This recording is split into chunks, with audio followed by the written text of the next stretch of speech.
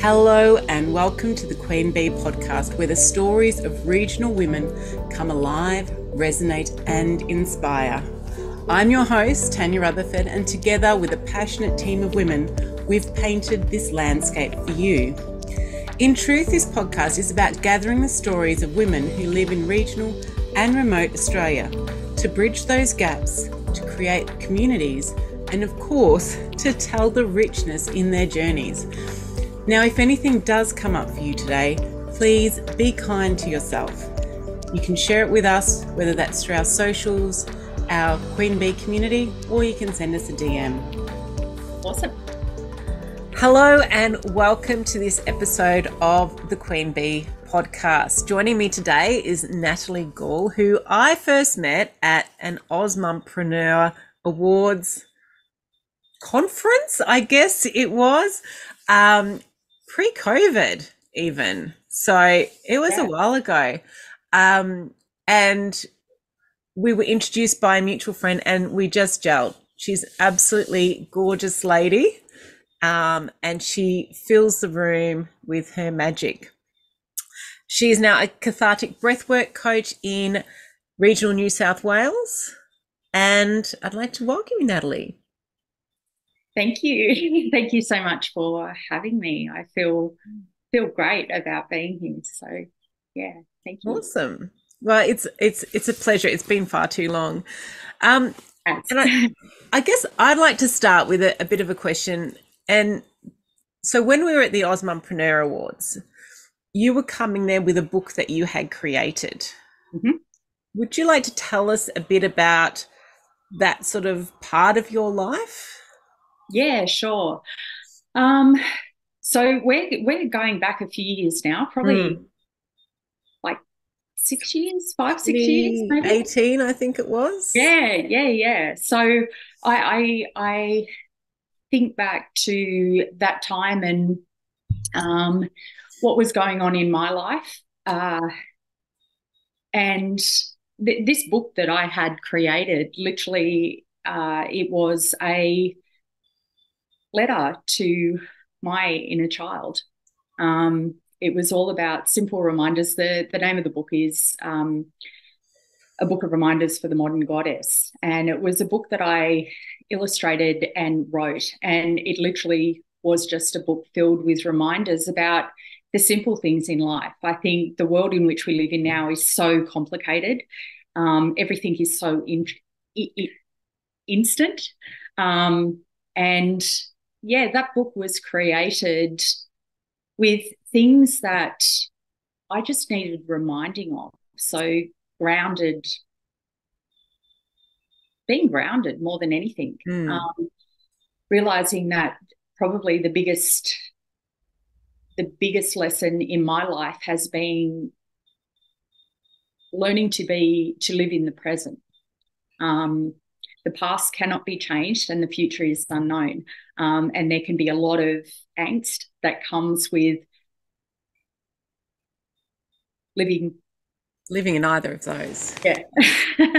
Yeah. So yeah, that was the creation of the book. I am a holistic life coach as well, and have been a cathartic breath worker, facilitator and now trainer for about 13 years. So yeah, that's kind of coming into that space. And for those awards, it was the first time really putting myself out there.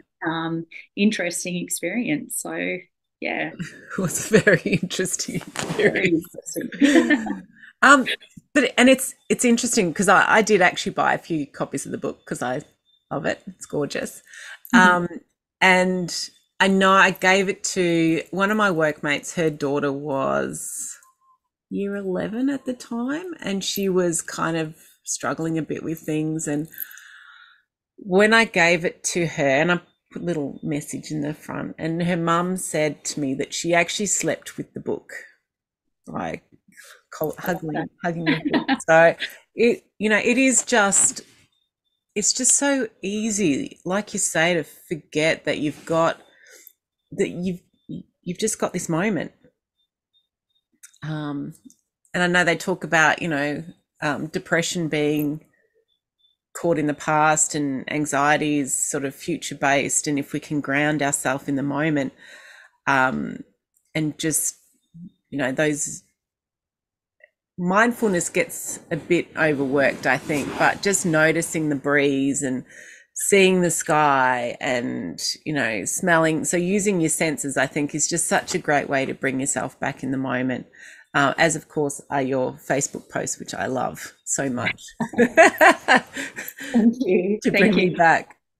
Yeah, I think one of the biggest lessons for me, so as someone who just a little bit about my past, I had literally suffered with depression and anxiety from a really early age. And one thing that I came to realize was um, the biggest lesson that I needed to learn was understanding where I held my power and separating what I do have control of, um, and kind of working and letting go with what I don't. And it has changed my life Yeah. immensely. I agree with you 100%. I think mindfulness, it gets thrown around a bit. And what does it actually mean? Like, it sounds good, Mm. but how do you do it? How do you actually bring it into your life? And, so many people I know, like, anxiety and depression is rife in our society now. There is so much pressure. And it's cool to say, step into this place now, but what do we do with all of this energy that's actually being held inside of us? We have to Yeah. have an outlet to process it. And making the fact of asking for support, um, reaching out, saying, you know what, I need a little bit of help. I know for me, that was one of the hardest things to do. And the only reason I ended up doing it was I ended up in a crisis. Um, Mm. my whole business now is about working with ourselves before we get to that crisis, realizing that it is actually okay to have support. I think, as much as we're kind of told mental and emotional health, it's so okay to reach out. People don't really necessarily want to hear it. No, it's kind Yeah. of like it's one of those things, like, deal with the crisis after it's happened. Mm. But what about preventative? What about, just because we are okay doesn't mean that we still don't need support. We're living in a society where there's lots of pressures. There's financial pressures. There's pressures on us as women. There's pressures on our men. There are pressures on relationships, on Yeah. our relationships with children, parents, and I think the number one thing is having a place where you feel safe and where it's safe for you to show up as you are. Um, my experience in the past is it is okay to show up in the past if you do this. And that's based in conditions, which kind Yes. of defeats the whole purpose, right? Um, yeah, it's interesting. It's very interesting. Yeah. I know for me, I had, I did have a bit of depression, struggling with parental expectations when I was in high school. Yeah. I had it when I was pregnant with my second one. Excuse me. Oh, Thank you. I can make the hills ring with my sneezes. Beautiful.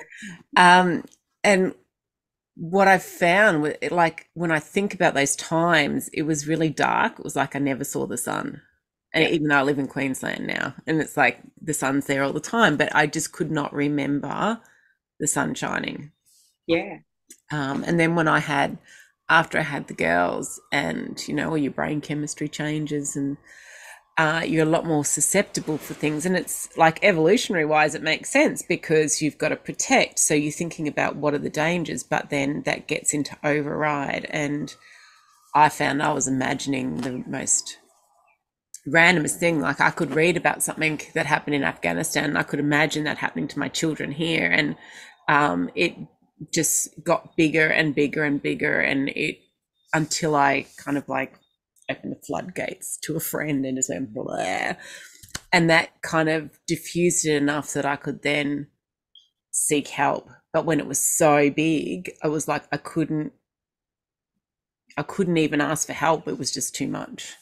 Yeah, yeah, definitely. I think when it gets to that stage, we are so in survival mode in those moments, so in I just need to function with getting through the next moment, that asking for help, it's kind of like popping the lining of a pool, really. It really will open the floodgates. And yeah, it can be one of the hardest things to actually do when you at that crisis point, because it feels when you're in it, this is my experience anyway, when I was in the depths of my depression, the biggest thing was, how do I make anybody understand?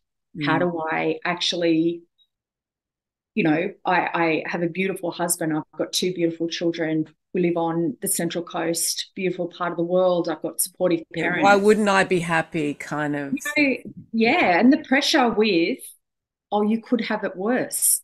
Mm. And those kind of statements, I think a lot of people use them as a way, they think they're helping, but how it translated to me was, you have no right to feel how you feel. And the comparison trap of, someone is always going to have it worse. But we've got to understand that it's about validating our own experiences and validating how we feel.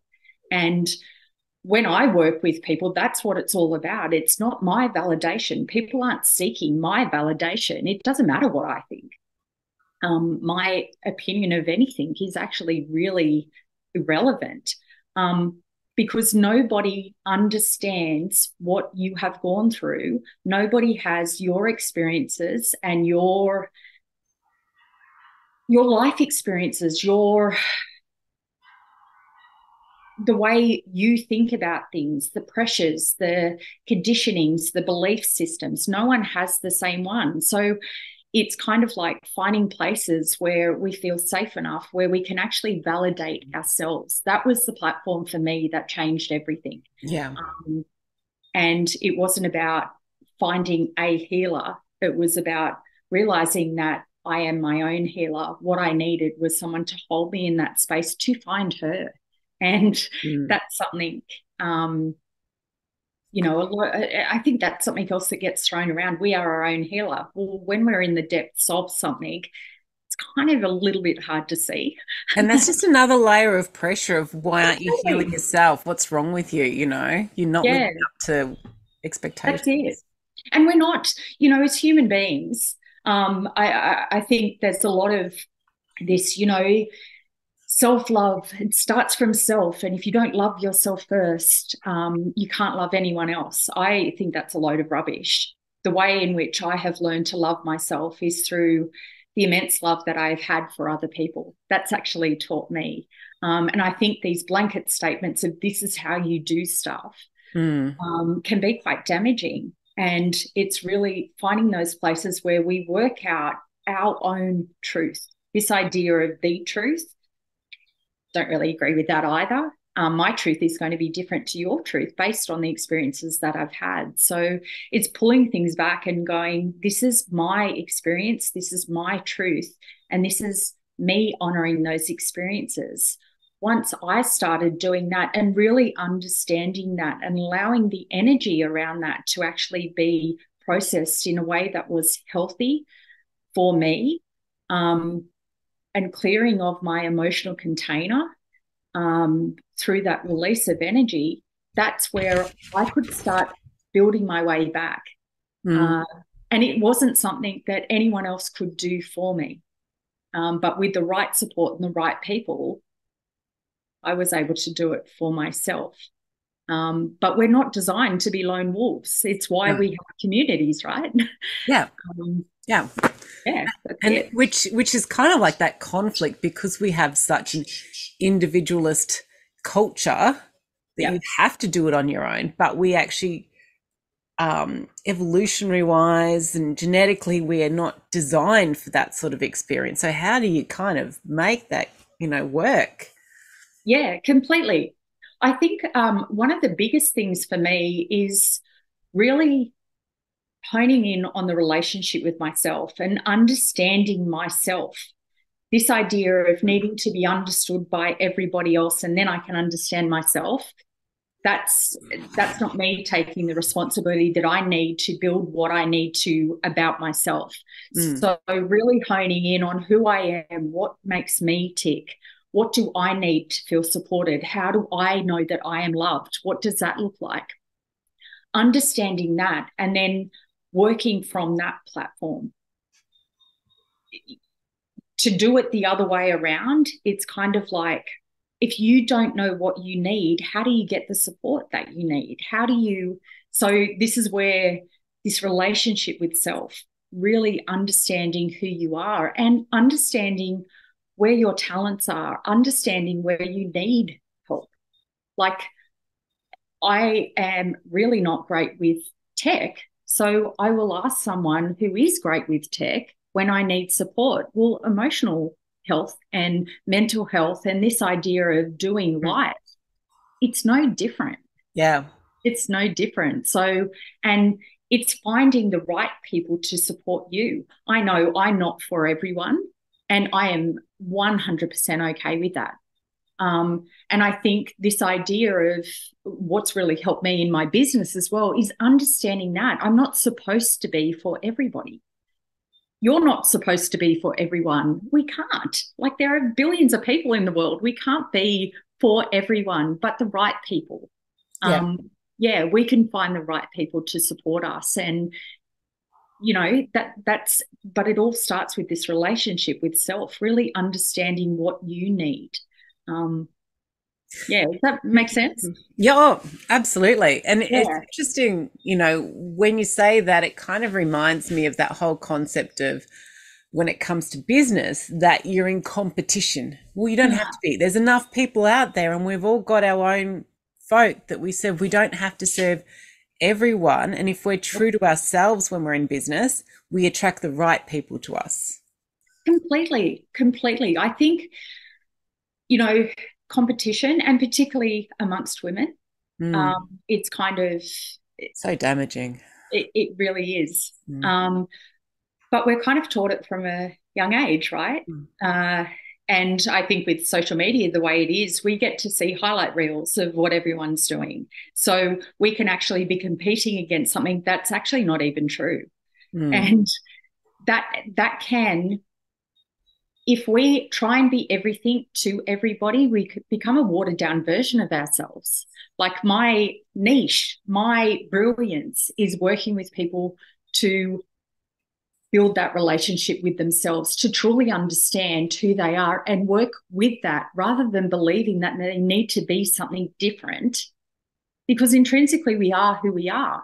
Yeah. But when we work with ourselves and understand that relationship with ourselves, that's my brilliance. But if someone asks me to, can you show me how to be a business mentor? That's not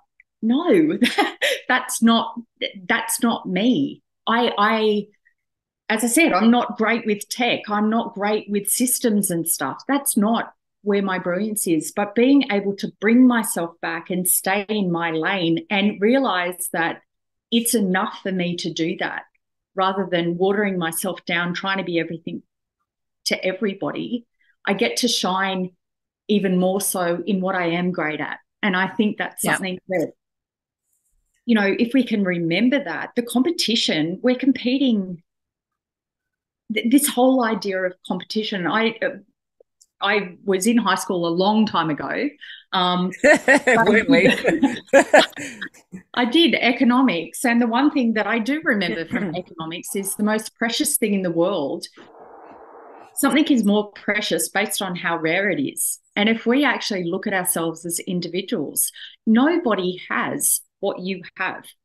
Tanya, nobody has what you have. Yep. And if you can hone in on your own brilliance, it makes you the most precious thing in the world. And you are going to attract people who are going to actually be able to feed off and rise with you in that brilliance. And if we can remember that, competition, it doesn't mean anything, because we're competing against two different things. It's apples and oranges. Yeah, and I think we can't, like, a lot of people get caught up in that, oh, this is what it needs to look like, and I need to be like that. And all we're doing is just robbing the people that need us from, as you say, our own brilliance that they actually need in some way, because we think we've got to do it someone else's way rather than being true and in alignment with ourselves. Yeah, completely. I think it's beautiful to be inspired by other people. Mm. But the problem comes when we try and be that other person. You are never going to be them. The world Yeah. already has that brilliance. We don't need carbon copies of people. And if we try and step into something that we're not, we can't shine. Yeah. It just doesn't, it limits how far we can actually grow. Yeah. And there's That's space for us all to shine. Oh, completely, completely. And it's like this idea of, there are so many people in the world, and the internet has opened up the whole world to us. There is no need to compete for clients. There's no, like, there are billions of people. It's okay. Everyone can have their lot. Yeah. And, with my community of different practitioners that I work with, I have no qualms at all. I know I'd meet myself with where I'm at. And if I am not the right person, I am so comfortable in passing them on, because the whole aim of service is actually not about me. It's actually about, what does this person need? And that confidence that I have in doing that, it's not about a scarcity mentality. That client will move on and then someone else will come. And that has only come through really understanding myself and honoring who I am, what I'm great at, and also really honoring what I'm not great at. Being able to accept that as well. Yeah. Yeah. So I'm interested in learning more about the cathartic breath work. How's it different from like normal breath work? Yeah, sure. So breath work it's a bit of a buzzword. Yeah. It's kind of everywhere now. I first discovered cathartic breath work 14 years ago. And is it okay if I share a little bit with how I found it? I'd love to learn it, because I like Yeah, it's so cathartic breath work, literally, I had no clue what it was. And I was in a very bad place myself, highly anxious, highly depressed, really not in a great way. And I had exhausted a lot of Western medicine, and I wasn't feeling myself. Things were not great in my world. And, when the student's ready, the teacher appears. I really do believe that. And I was thrown a pamphlet from someone about cathartic breathwork, and it resonated with me. I had a conversation with somebody, and literally I signed up for a program. And I went into this 7-day program, and Tanya, for the first time in my life, so cathartic breathwork is all about emotions, and understanding yourself and building this relationship with yourself. The breath itself is a tool to allow energy to move in you. And experiences in life, when we are unable to process emotion in a moment, we have to stuff it away. Yep. But if we keep stuffing away, I like to think of it, we have an emotional container. And when that emotional container gets full, we become less able to cope with things, which was where I was at. So cathartic breath work literally is about using something that we all have, which is the breath. We have to breathe. It literally is our life force, but bringing a consciousness to it. When I work with people with the cathartic breath, it is always done in person. This cathartic breath work is not something that I choose to do online with people, simply because I'm asking people to step into their truth with emotion. And, if there's a blackout or something, that's not good. No, so it is always done. You need to be able to help them through that. Yeah. Yeah, definitely. And there's an element of somatic body work, where you're actually connecting the mind and body healing with it. So cathartic breath work, how it actually looks, it's breathing just through your mouth in a circular motion. So, and what you're doing, you're actually charging your system, kind of working with the subconscious. You're working with your defense structures, those working through that part of you that believes that it's through the survival mode into truth, and then allowing emotion to come through. The umbrella of cathartic breath work, it's all about, there's talk therapy involved in it, and then the process. But the whole purpose is to actually make room in this emotional container, release the things, the energy that we've actually had to stuff away because in a moment in time, we weren't actually able to process it healthy. And a way of describing this is, so many people are really scared of anger, and it's not the energy. Negative emotions. Negative Yes. emotions. Yes. Yeah. For me, there are no negative or positive emotions. It's just emotions. But through the work that I have done, the work that I have done with people, it's actually not anger, the energy of anger that people are actually so scared of. It's the unconscious playing out of the behavior.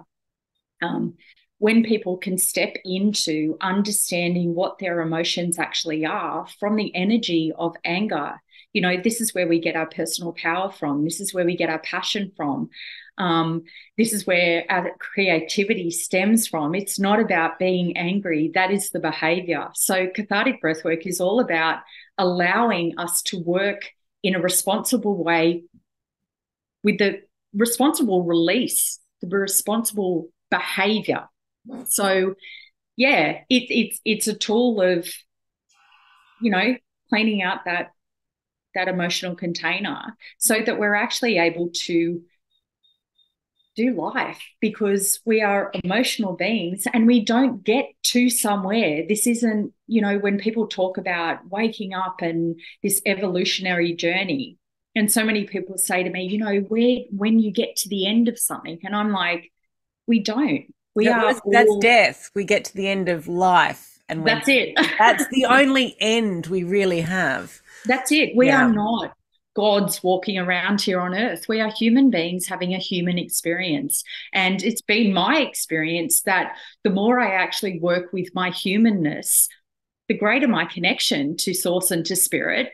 And that's not being fluffy. That is actually my connection with something bigger than myself is greater in doing that. But relating to myself as a human being, I am a human being. I am someone who I've led thousands of sessions of cathartic breath work.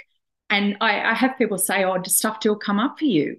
Yeah, I am a mum. I'm a businesswoman. I go to like a car park. Someone gets frustrated with me. Like I'm living life. Of course, I am an emotional being. And it's not about getting to the end of something. As you said, the end is actually where we don't get to process anything anymore. And that is the ending of consciousness, which is death. Yeah. So I hope that answers your question about cathartic breathwork. Yeah. That was really interesting, because I was kind of, I was really curious, because it's only recent I've seen it like as cathartic breathwork. Like I've done a little bit of breathwork, and I wasn't sure if it was the same thing and how it worked. I mean, it's all about releasing emotion and things. There are so many different types of breath work. Like probably the most common that people have heard of now is Wim Hof and using cold water therapy. That's a different type of breath itself. I haven't heard of that one. Yeah, you've got rebirthing breath work, which is breathing in a different way. When you breathe through your nose or your mouth, it does different things. Yeah. You've got Ho'oponopono breath work. There are so many different types, and breath work is a big branch of what it actually is. So people who are doing breath work, every type of breath work has its merit. You just got to understand what your actual purpose of it is for. Yeah. Cool. So coming back to how you've got through your tough times. You've spoken about breath work. Yeah. Um, what other resources or tools would you recommend to women who might be going through tough times?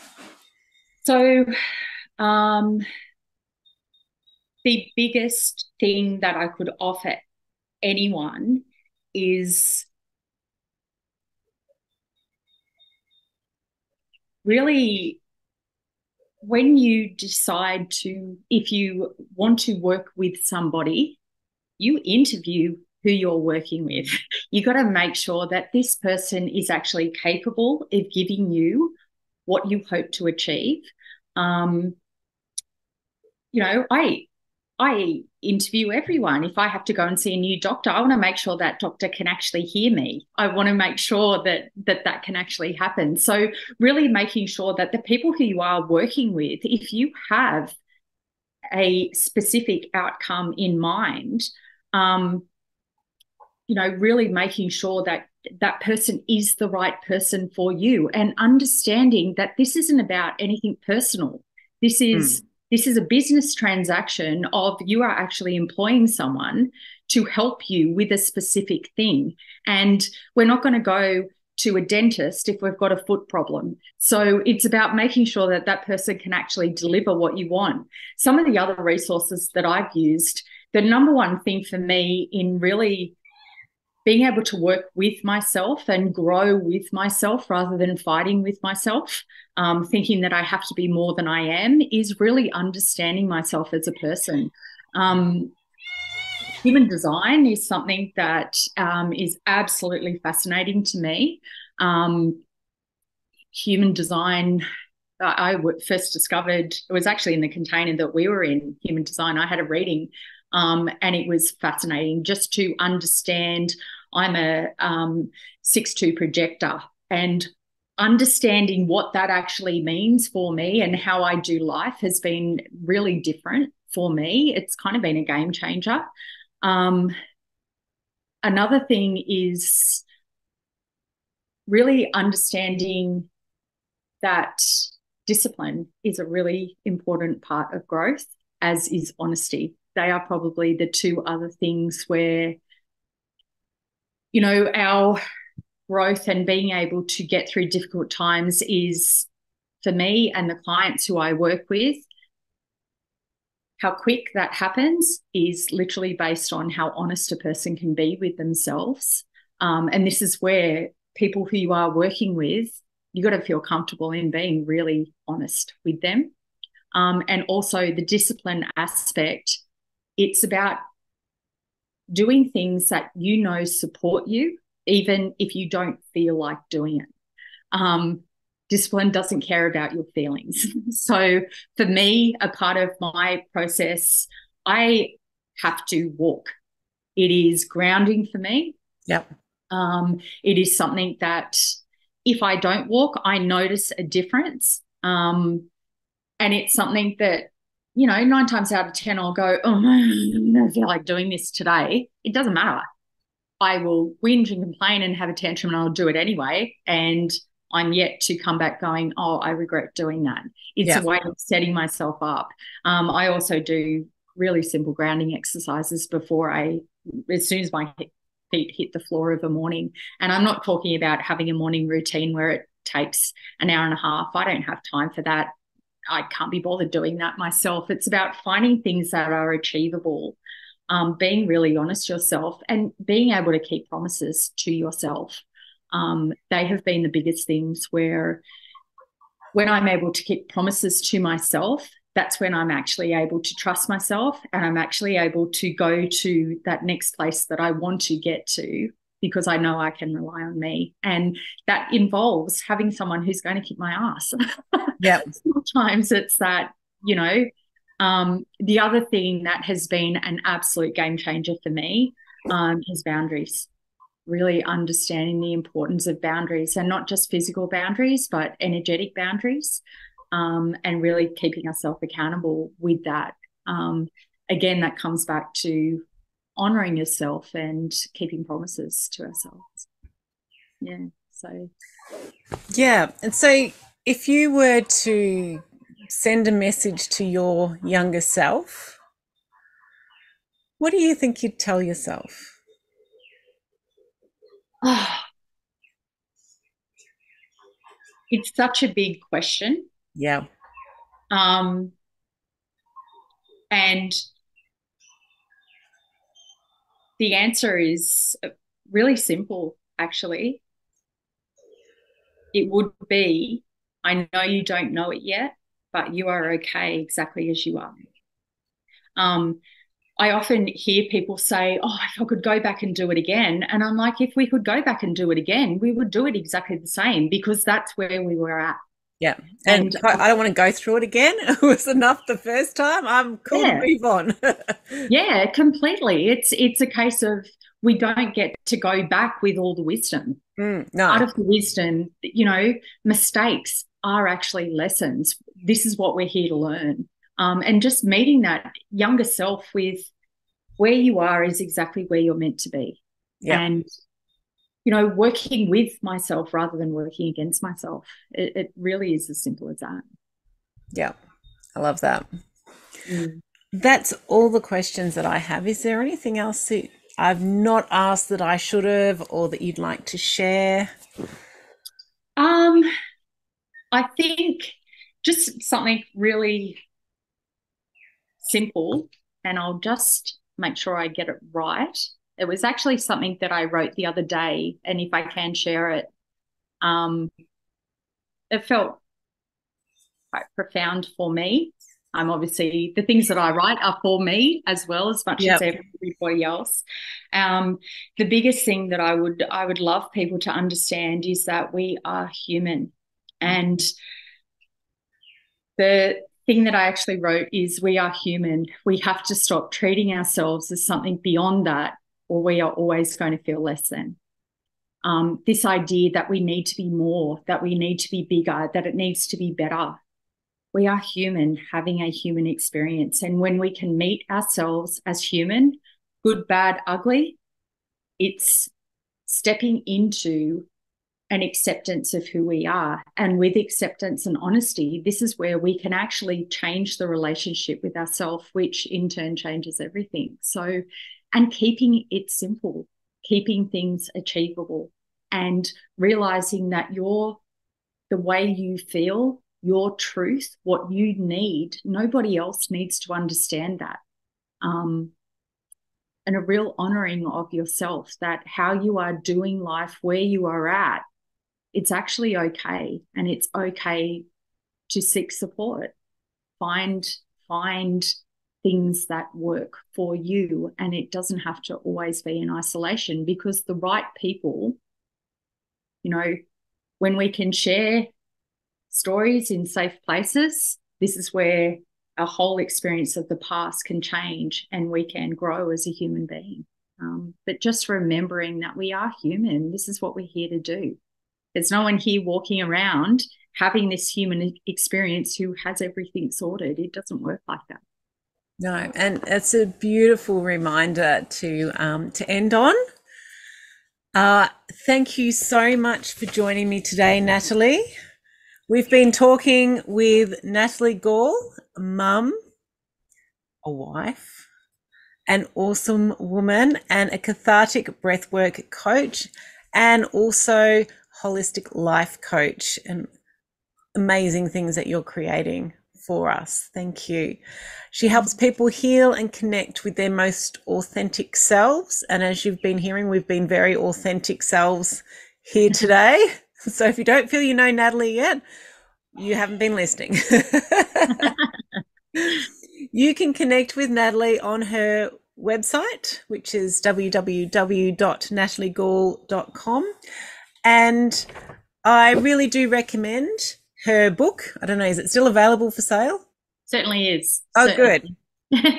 Good. Because I think it's something that every woman, every girl should have, just to remind them that they are absolutely perfect the way they are.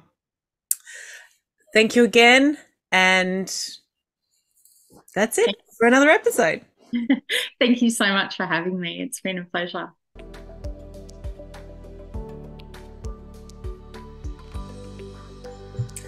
The Queen Bee podcast delves into the heart of regional women's experiences, their aspirations, challenges, and journeys.